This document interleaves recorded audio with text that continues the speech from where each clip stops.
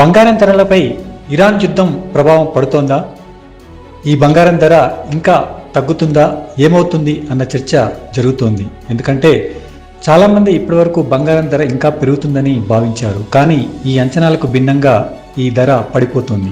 అంతర్జాతీయ మార్కెట్లో ఔన్స్ బంగారం ధర $4,500 దిగువకు పడిపోయింది.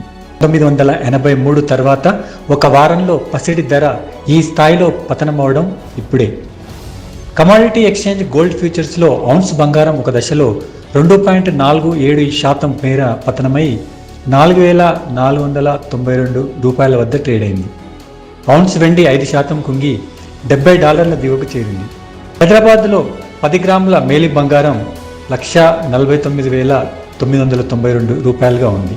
కొన్ని నెలల క్రితం ఫ్యూచర్స్లో వెండి జీవనకాల గరిష్టాలకు చేరి $119 పలికింది. ప్రపంచవ్యాప్తంగా నెలకొన్న పరిణామాలతో ఈ రెండు లోహాల ధరలు ఒత్తిడికి గురవుతున్నాయి. దాంతో రేట్లు పెరిగినా మదుపర్లు అందులో పెట్టుబడులు సాగించలేక తమ వాటాలను ఉపసంహరించుకుంటున్నారు. 1979, 1980 మధ్యలో కూడా బంగారం ధర ఇలాగే చాలా ఎక్కువగా పెరిగింది.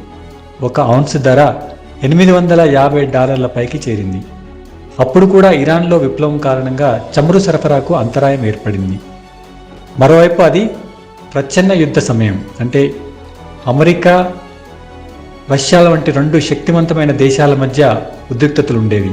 ఈ అనిశ్చితితో అప్పటి వరకు కొన్నేళ్ల పాటు పరుగులు పెట్టిన బంగారం 1983లో ఒక్కసారిగా పడిపోయింది.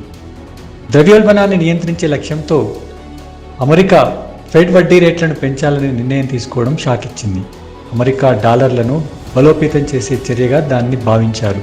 దాంతో ఔన్స్ పుత్తడి ధర 15 నుంచి 20% మేర పడిపోయి $400 దిగువకు చేరింది. ఇప్పుడు ఇరాన్ యుద్ధం వల్ల కూడా బ్యారెల్ ముడి చమురు దాదాపు $40 వరకు పెరిగినప్పటికీ బంగారం ధర మాత్రం పెరగకపోగా ఇంకా పడిపోతోంది. డాలర్కు గిరాకీ పెరగడం వల్ల పెట్టుబడులు అటు మళ్లడమే ఈ పరిస్థితికి కారణమని కొందరు విశ్లేషిస్తున్నారు.